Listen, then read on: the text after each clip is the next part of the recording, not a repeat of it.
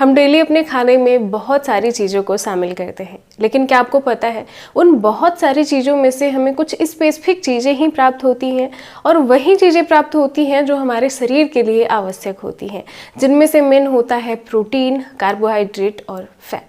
ये तीन चीज़ें मेन होती हैं और इसके बाद कुछ चीज़ें हमारे लिए एसेंशियल होती हैं, कुछ चीज़ें और भी ज़रूरी होती हैं जैसे कि पानी, मिनरल्स, फाइबर्स और विटामिन्स। कार्बोहाइड्रेट और फैट का मेन काम होता है हमारे शरीर को ऊर्जा प्रोवाइड करना। हम अभी जो बोल पा रहे हैं या हम जो चल पाते हैं, जो भी काम कर पाते हैं, वो उसी की वजह से प्राप्त होता है। कार्बोहाइड्रेट और फैट जो होता है, इससे हमें ऊर्जा प्राप्त होती है, जिससे हमारे शरीर और हम अपनी विभिन्न गतिविधियों को कर पाते हैं।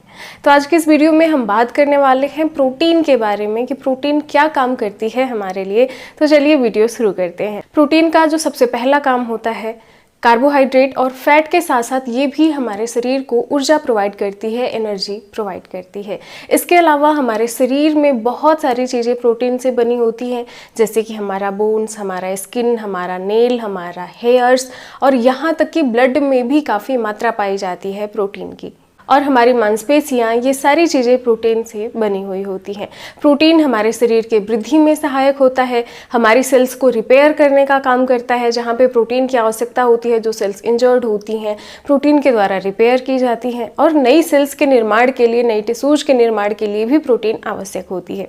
तो अगर बात किया जाए कि प्रोटीन सबसे ज़्यादा आवश्यक हमारे लाइफ के किस फेज में होती है, तो वो बचपन वाले फेज में होती है, क्योंकि उस समय हमारा शारीरिक विकास बहुत ज़्यादा हो रहा होता है और शारीरिक विकास के लिए सबसे ज़रूरी चीज़ हमारे लिए प्रोटीन होती है, क्योंकि प्रोटीन से ही हमारी मसल्स बनेंगी, हमारा स्किन बनेगा, बोन्स वगैरह का निर्माण प्रोटीन से ही होता है। तो बचपन वाले फेज में हमें प्रोटीन की सबसे ज़्यादा आवश्यकता होती है। इसके अलावा इलास्टिन एक प्रोटीन होती है जो कि हमारे शरीर को इलास्टिसिटी प्रोवाइड करने का काम करती है, हमारे स्किन को यंग बनाए रखने का काम करती है। ये एक रबर की तरह काम करती है, जैसे रबर स्ट्रेच होता है फिर अपने उसी अवस्था में वापस आ जाता है, तो ये उसी प्रकार की प्रोटीन होती है, लचीलापन बरकरार रखती है हमारे स्किन के अंदर। जो इलास्टिन प्रोटीन होती है वो ज़्यादा हमारे लंग्स में, हमारे ब्लैडर में और मोटी मोटी जो ब्लड वेसल्स होती हैं उनमें पाई जाती हैं, जिनको ज़्यादा कॉन्ट्रैक्ट और रिलैक्स होने की ज़रूरत पड़ती है, उन जगहों पे ये प्रोटीन पाई जाती है ज़्यादातर। तो प्रोटीन का पहला काम हमें एनर्जी प्रोवाइड करना और दूसरा काम हमारे शरीर का निर्माण करना, हमारी वृद्धि में सहायक होना और हमारी सेल्स को रिपेयर करना। प्रोटीन का तीसरा काम होता है ऑक्सीजन को कैरी करना। हमारे ब्लड में जो आरबीसी पाया जाता है, आरबीसी के अंदर एक पिगमेंट पाया जाता है जिसे हम हीमोग्लोबिन के नाम से जानते हैं, और हीमोग्लोबिन लोहे और ग्लोबिन एक प्रोटीन से मिलकर बना हुआ होता है। तो इसमें जो प्रोटीन पाई जाती है वो ऑक्सीजन को कैरी करती है और हमारे सेल्स तक पहुंचाने का काम करती है। हमारे शरीर में कुछ ऐसी स्पेसिफिक प्रोटीन पाई जाती हैं जो कि हमारे शरीर के विभिन्न हो रहे रासायनिक क्रियाओं में भाग लेती हैं, उनके गति के दर को बढ़ाती हैं। जैसे टाइम लगता है रिएक्शन कंप्लीट होने में, अगर उसमें वो प्रोटीन ऐड हो जाती हैं तो वो जल्दी से रिएक्शन कंप्लीट हो जाता है, जो प्रोडक्ट चाहिए वो हमें प्रोडक्ट बन जाता है उन रिएक्शन के थ्रू। इन प्रोटीन्स को हम एंजाइम के नाम से भी जानते हैं।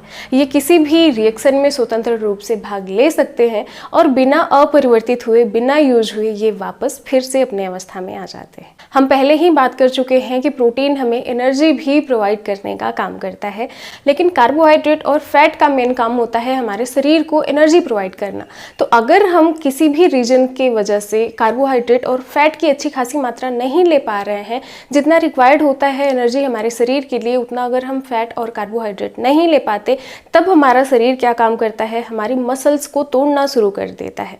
मसल्स प्रोटीन की बनी होती हैं और प्रोटीन भी एक एनर्जी का सोर्स होता है। तो हमारे शरीर को एनर्जी प्रोवाइड करने के लिए हमारी जो मसल्स होती हैं वो धीरे धीरे टूटना शुरू हो जाती हैं। प्रोटीन को ये तोड़ के एनर्जी में चेंज करना शुरू हो जाता है और हम कुपोषण के शिकार हो जाते हैं। तो हमारे लिए ये बहुत ज़रूरी होता है कि हम प्रॉपर अमाउंट में कार्बोहाइड्रेट, प्रोटीन और फैट की मात्रा लें, और साथ ही साथ इसके साथ जो चीज़ें एसेंशियल होती हैं वो भी चाहिए तो हमें बहुत थोड़ी सी, लेकिन बहुत ज़्यादा ज़रूरी होती हैं, जैसे कि विटामिन और मिनरल्स। एक उम्र के बाद हमारे शरीर में उतना ज़्यादा प्रोटीन की आवश्यकता नहीं रह जाती। हालांकि प्रोटीन हमारे लिए आवश्यक होती है, लेकिन अगर हम ज़्यादा मात्रा प्रोटीन की कंज्यूम करते हैं तो उससे हमें बहुत सारे हेल्थ इश्यूज देखने को मिलते हैं। जैसे 40-45 साल के बाद अगर हम बहुत ज़्यादा प्रोटीन कंज्यूम करते हैं तो हमें यूरिक एसिड जैसी प्रॉब्लम और दूसरे हेल्थ इश्यूज देखने को मिल सकते हैं। क्योंकि उस समय क्या होता है, जब हमारी शरीर ग्रो करना बंद कर देती है, हमारे शरीर में नए सेल्स, नए टिश्यूज का निर्माण होना कम हो जाता है, तब हमें प्रोटीन की आवश्यकता भी कम हो जाती है। अगर हम उस समय भी बहुत ज़्यादा प्रोटीन की मात्रा कंज्यूम करते हैं तो हमें कुछ हेल्थ इश्यूज देखने को मिलते हैं। तो ये थी आज की वीडियो। आई होप आपको अच्छी लगी हो। वीडियो यहाँ तक देखने के लिए थैंक यू सो मच। मिलते हैं अपनी अगली वीडियो में, तब तक के लिए बाय बाय।